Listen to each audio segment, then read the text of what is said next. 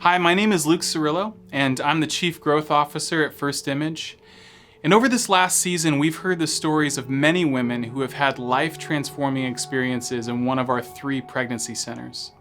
We encourage you to go to our website, social media, listen to these stories, and pray for those women. They remind us that no matter how unsettled the world becomes, Jesus, the King of all things, is not asleep at the wheel. He is neither distant nor disengaged. We're all processing the current moment in our own ways, and depending on our experience and perspective, we feel this time of pandemic and, in the words of David Brooks, moral convulsion a little differently. This time has been deeply divisive, and we are all feeling the strain on relationships and community. Yet we know that we can unite in the truth that Jesus sits at the center of all things, and he shows us a better way. In John 17, the call of Jesus is to be one, as he and the Father are one. It is to love one another. I believe that one of the best ways for us to learn that lesson is to intentionally come close to others, especially those who are in the midst of struggle. We who have experienced the love of God in Christ know that, in the words of David, Jesus is near to the brokenhearted, and he saves those who are crushed in spirit. We know that putting ourselves in proximity to the brokenhearted and partnering with those who put themselves in that place leads us to a deeper connection with the work that Jesus is doing in the world. As we've been doing that in this particularly volatile season, what we see is that for our clients, these past few years have meant increased anxiety and uncertainty when they experience what for many of them would already be a traumatic realization. They are or may be pregnant, and they do not have the support they need to move forward in their pregnancy with confidence. It may be that the father of the baby is absent or even actively working against their pregnancy. It may be that they lack stable housing or employment. They may already have children and simply be overwhelmed by the idea of having another one. And by the way, most of our clients already have children. Or this may just be the last straw in an already overwhelmed life. Whatever the circumstances, the people that come to us are almost always asking 2 things. Where do I go from here? And who can I trust to go with me? A friend of mine who used to be on staff at First Image is post-abortive. And she would frequently say that if there had been just one person who told her she could do it, she would have chosen differently.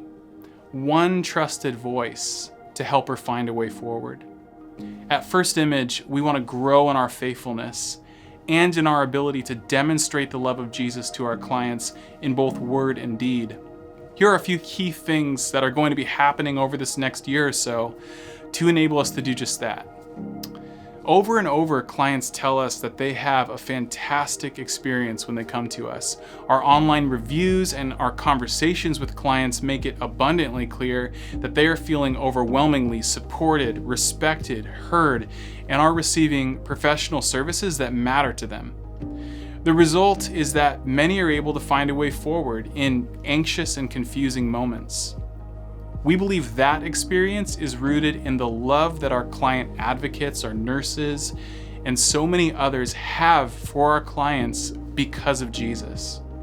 Encountering those people is what really sets us apart from all the other places they might go in our city.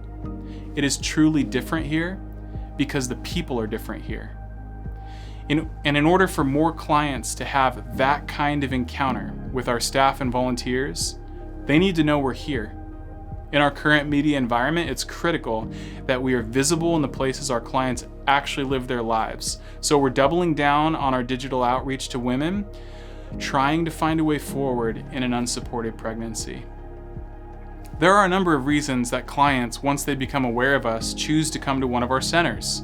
What clients tell us is that our medically oriented services, including pregnancy testing, ultrasound, nurse consultation, and the ability to speak to a woman about their pregnancy and their options, is what they find most valuable about the way that we help them. We believe that continuing to offer and increase critical medical care oriented around pregnancy and general women's health services will open the door for more women to find us. That means increasing our medical staff, our nursing coverage, and our capacity to offer those services. Over the last year, we have increased the number of nurses and are in the process of adding labs to each of our centers, which will enable us to perform more medical services than we have in the past, including blood draws for STI testing and blood testing for pregnancy in situations where that may be appropriate. The increase in medical services and our desire for our clients to be blown away by their experience when they come to us has led us to move towards upgrading our 3 centers. The work at our Southeast Center, which is where I am now, is now complete, and we could not be happier. We've added square footage, upgraded the look so that it's modern, beautiful, warm, inviting. And over this next year, we're going to be making similar upgrades to both our Gresham and our Beaverton centers. So stay tuned for how you can partner with those projects, which are going to make such a significant impact in the lives of the people we serve. I realize this is a lot of things, but honestly, I feel like I'm only scratching the surface.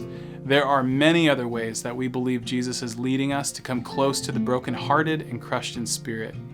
I'm excited to tell you about them, but for now, I can only give you a teaser, so please stay with us over this next year. Our ministry to people with past abortion experiences and pregnancy loss is going to expand to include miscarriage and stillbirth. We also know that the father of the baby remains the biggest factor in a woman's pregnancy. So we are in the early stages of an initiative aimed at supporting fathers at the very beginning of their fatherhood journey. As we prayerfully explore these things and ask Jesus to lead us, we invite you to come with us. Consider how you might come close in this season. Listen for those in your life who are asking, where do I go from here? And who can I trust to go with me?